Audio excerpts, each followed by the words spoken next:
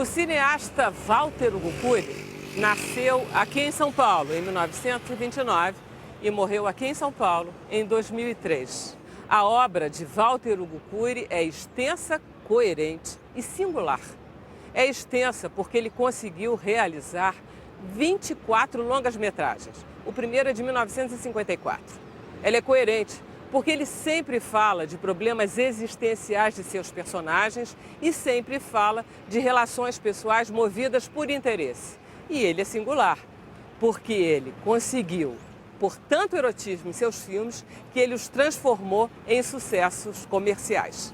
O cinema de Walter Hugo Cury, aqui no De Lá Pra Cá. O Walter é um dos poucos cineastas que trabalhou constantemente a sua vida inteira, tem 20 e tantos filmes. Em geral, filmes excepcionais e densos, apesar de alguns deles terem uma aparência um pouco mais leve. É um dos grandes cineastas da história do cinema brasileiro. É um cineasta cuja obra tem uma particularidade imensa dentro dessa tradição. Walter Hugo Cury nasceu em São Paulo, em 21 de outubro de 1929, numa época que a cidade ainda preservava os traços culturais dos muitos imigrantes que vieram tentar a sorte no Brasil. Walter era filho de pai libanês e mãe brasileira descendente de italianos. Renato Pucci Júnior é professor de televisão e de cinema e é autor do livro O Equilíbrio das Estrelas, Filosofia e Imagens no Cinema de Walter Hugo Cury. Renato, quem foi Walter Hugo Cury? Walter Hugo Cury é um dos maiores cineastas brasileiros. E se tratando de cineasta autor, ou seja, aquele que imprime uma marca pessoal nos filmes, é aquele que lançou o maior número de filmes, 24 longas-metragens, mais um episódio do filme As Cariocas, que é de 1966. Ele começou a filmar ainda muito jovem, em 1952, e durante 5 décadas esteve dedicado ao cinema. O pai de Walter morreu em 1935, quando ele tinha apenas 6 anos. Menino, mudou-se para a casa do avô paterno, no Rio de Janeiro, onde permaneceu até prestar vestibular para a Faculdade de Filosofia da USP. O avô de Walter era um intelectual refinado e influenciou muito na educação do neto. Foi com o avô que Walter começou a ir ao cinema. E foi na biblioteca do avô que teve contato com os grandes clássicos da literatura.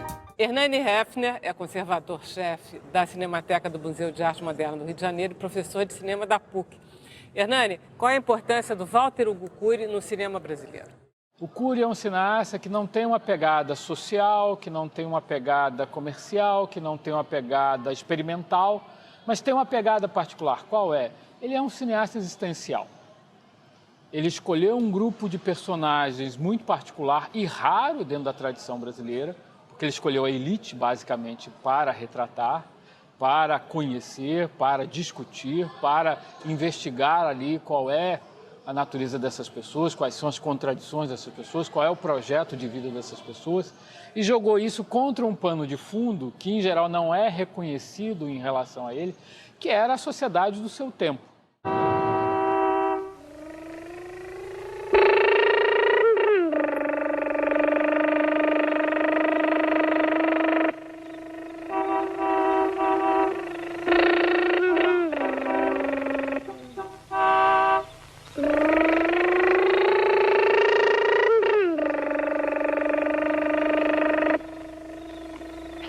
Tchau.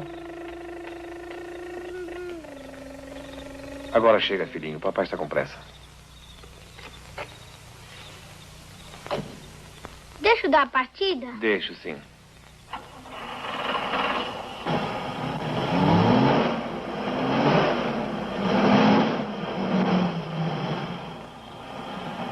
Avisa a mamãe que o papai chega mais cedo hoje, viu? Mas você não volta, que eu sei. Volto, sim.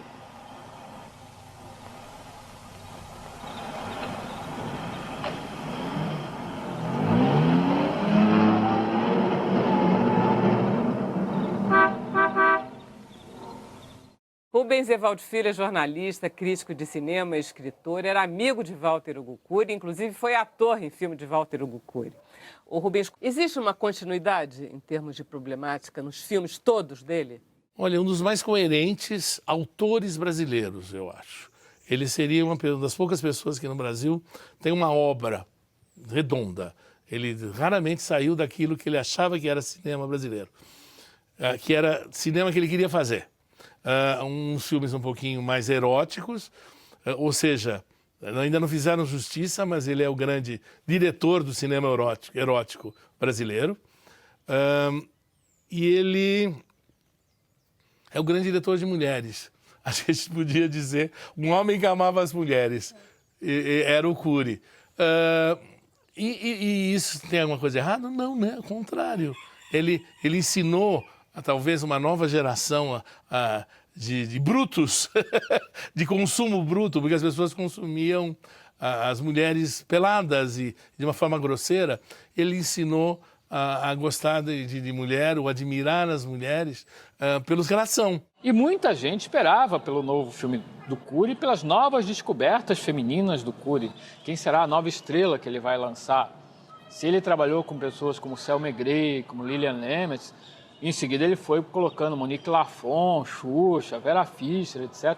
Enfim, um elenco feminino que ele, colocou no seu cinema ao longo de toda a sua trajetória, revelou uma sensibilidade para essa coisa da estrela feminina absolutamente ímpar. Não há diretor dentro da história do cinema brasileiro com essa sensibilidade, semelhante à que o Cury apresentou.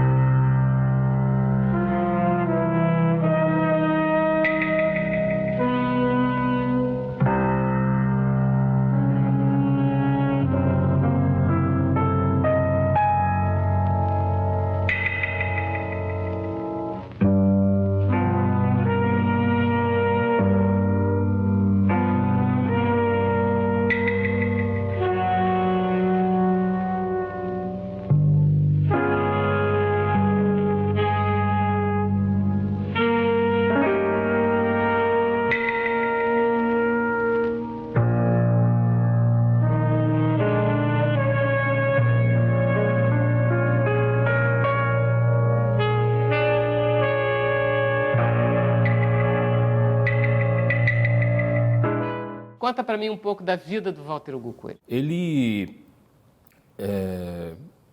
cursou filosofia na USP no final dos anos 40 e não chegou a se formar, até porque ele me dizia que ficava insatisfeito com as aulas, ele queria um outro tipo de relação com a filosofia. E, em seguida, ele se interessou por cinema e acabou trabalhando nos estúdios Veracruz, como assistente, segundo assistente, alguma coisa assim. Walter começou a trabalhar no cinema em 1951, pouco antes de abandonar a faculdade de filosofia.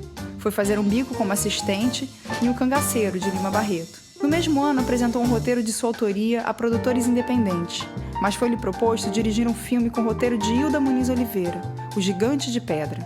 A produção só terminou em 1954. Era um filme de juventude, mas e que, por sinal, é um filme perdido, exceto por uma lata que foi descoberta há 10 anos e que pode ser exibido. Mas ele, após uma primeira fase de filmes ainda que ele está tateando, como O Estranho Encontro, que é de 58, Fronteiras do Inferno, outro filme perdido, que é uma lástima, o filme não existe mais. Em 1960, Walter ganhou o primeiro prêmio internacional, melhor roteiro de Festival de Mar del Plata, com Garganta do Diabo. Nos anos seguintes, conquistou vários outros prêmios importantes.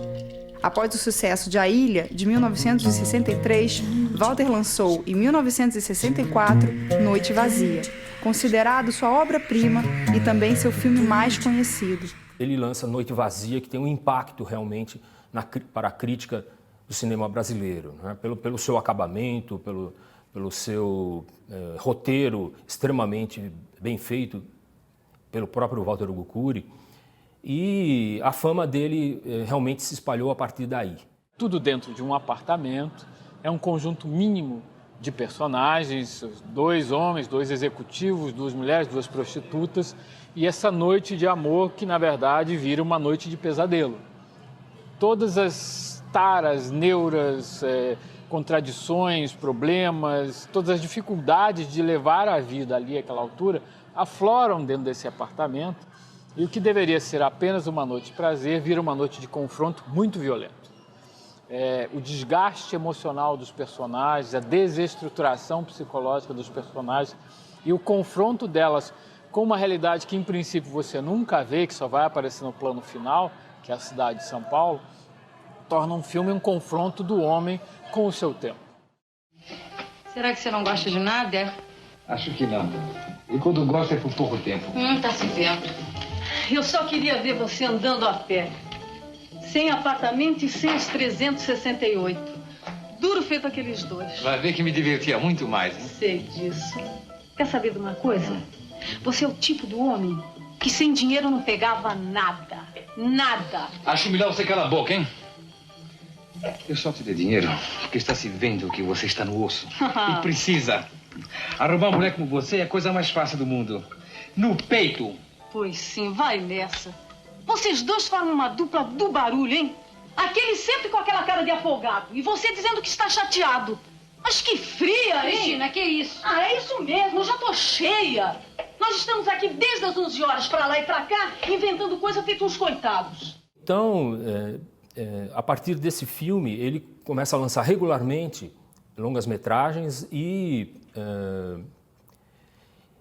desenvolvendo esse exame que ele fazia dos problemas existenciais e, a meu ver, tentando colocar algum tipo de pensamento nessa ficção, a sua própria concepção de mundo nessa ficção, como outros cineastas fizeram, por exemplo, Tarkovsky, Bergman. Em 1954, Walter foi trabalhar na TV Record, onde passou um ano. Adaptou e dirigiu textos clássicos para o teleteatro. Entre 1955 e 1957, fez críticas de cinema para o jornal Estado de São Paulo. Ficou encantado com o filme Noites de Circo, de Ingmar Bergman. O diretor sueco foi uma influência permanente nos filmes que Walter dirigiu.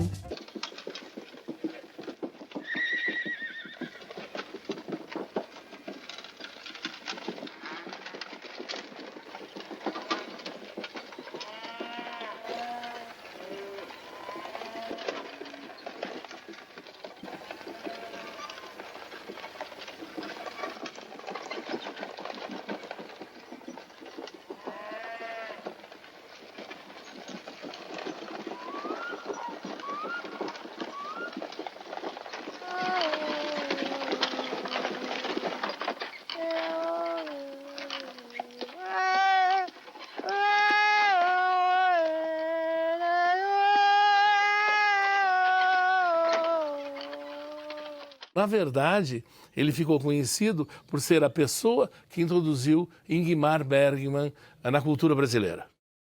Ele é um cineasta que, no fundo, exibe um conjunto enorme de influências. Muita gente associa ele ou ao Bergman ou ao Antonioni. Cury, inclusive, preferia muito mais o Antonioni do que o Bergman, apesar de críticos respeitáveis como Elias Heredo fazerem essa relação com a obra do Bergman. Existem pontos de contato, como, por exemplo, a questão feminina. Se você pega um filme como Silêncio, que o Bergman fez em 63, com o Noite Vazia, que o Cury faz em 64, são histórias completamente diferentes, mas a personagem feminina e o enclausuramento dessa personagem feminina e a liberação dessa personagem no meio dessa clausura existem nos 2 filmes.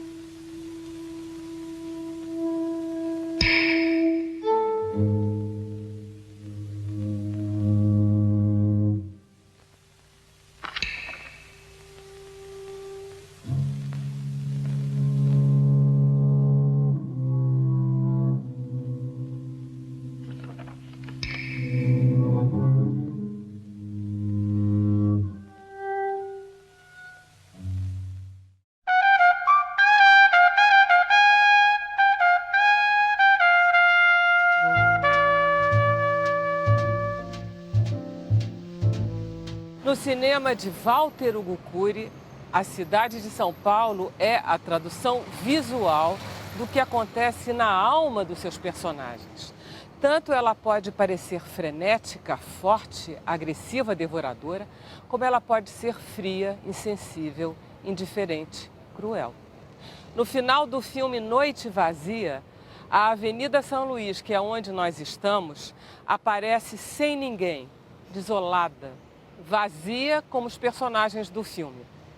Em São Paulo, a angústia parece ser maior. Tudo aqui parece ser maior, impreciso, incompreensível, escreveu Walter Hugo Cury. Te deixo em casa? Não, me deixa naquela pracinha. Quero andar um pouco. Andar? Não adianta dormir agora. Daqui a 3 horas tenho que pegar um trabalho. Vou pra cama mais cedo à noite. Foi chato, né? Em compensação, amanhã nós temos a Renata e a irmã dela. Gente fina e bonita. E a Renata, segundo você diz, é até inteligente. Vai dar para esquecer esse pesadelo. Eu não vou. Por quê? Porque não quero. Tá bem. Azar seu.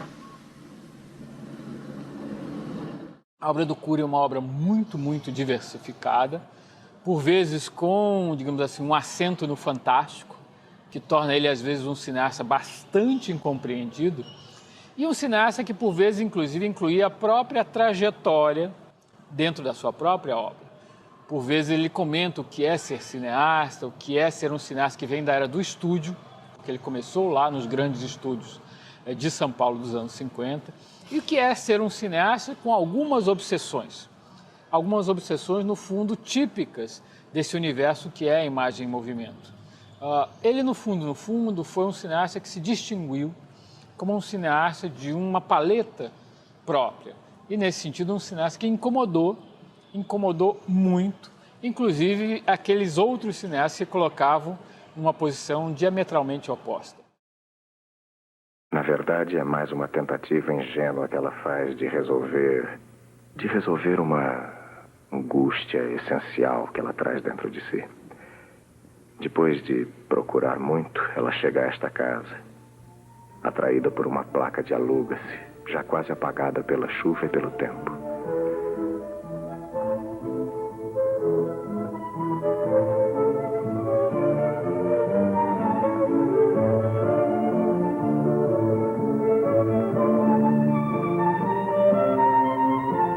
Logo de início ela sente alguma coisa, uma sensação pesada e fascinante ao mesmo tempo. Uma coisa que aprende, que a atrai. Uma espécie de voragem sutil que começa a envolvê-la desde que ela avança por esse corredor. Mas basicamente era angústia de viver, eu acho que qualquer outra coisa. Uma forma existencial que não era uma coisa que o cinema brasileiro, no momento de revolução e no momento de golpe, estava pronto para consumir. Então, evidentemente, houve um... Como o Walter era uma pessoa muito simpática, ele era muito fácil de conversar, ele não era um cara que respondia xingamentos ou provocações.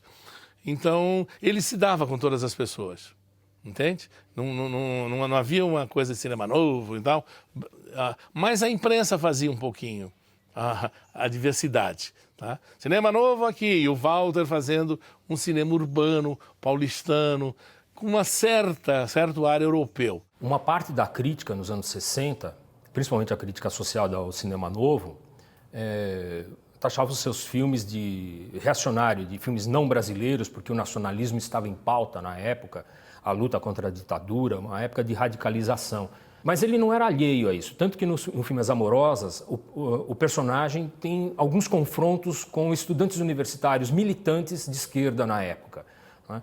Então, o individualismo do personagem contra o coletivismo dos estudantes. Oi, como vai? Oi. Você se lembra de mim? Claro. Daquela discussão lá no Grêmio? Discussão não, agressão.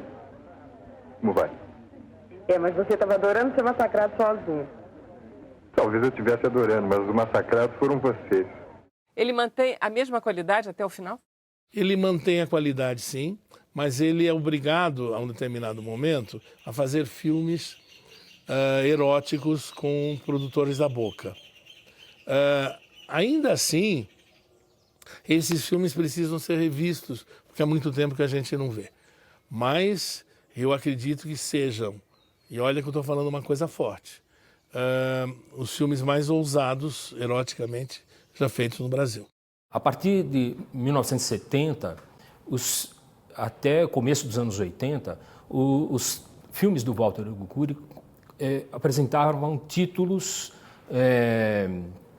com forte conotação erótica, provavelmente pela época em que o cinema erótico brasileiro tinha muito sucesso, inclusive a pornochanchada, que é um subgênero da comédia. Né? Comédia é uma comédia erótica.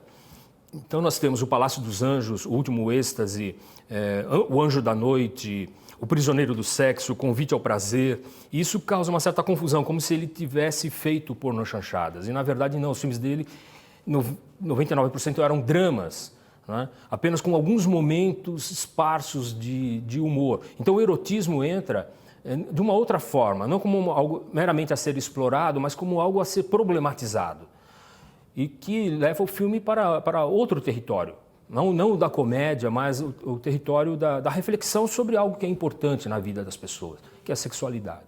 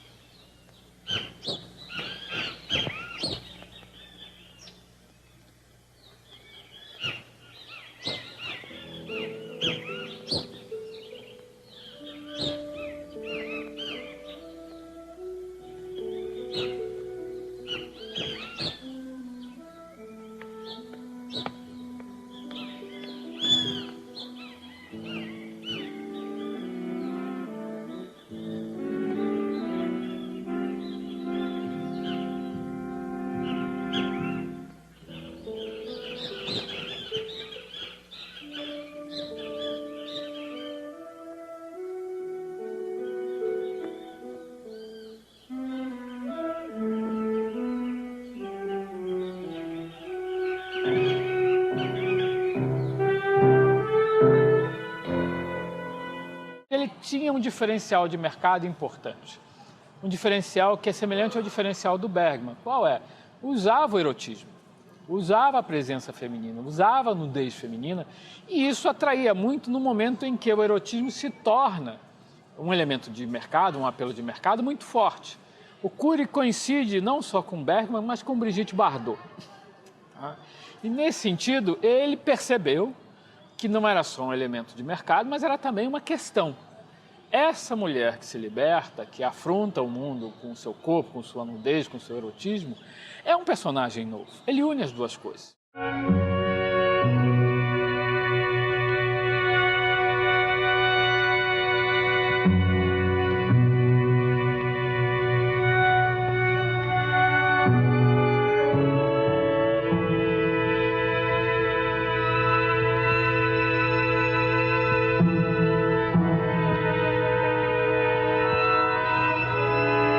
Um cineasta que, na verdade, conseguiu construir uma obra, e essa obra hoje está para ser, na verdade, redescoberta em toda a sua riqueza. Porque como ele filmava muito, filmava regularmente, você passava de um filme para o outro, um pouco procurando a relação entre os filmes, e não percebendo, eventualmente, a especificidade deste ou daquele filme dentro dessa trajetória tão ampla.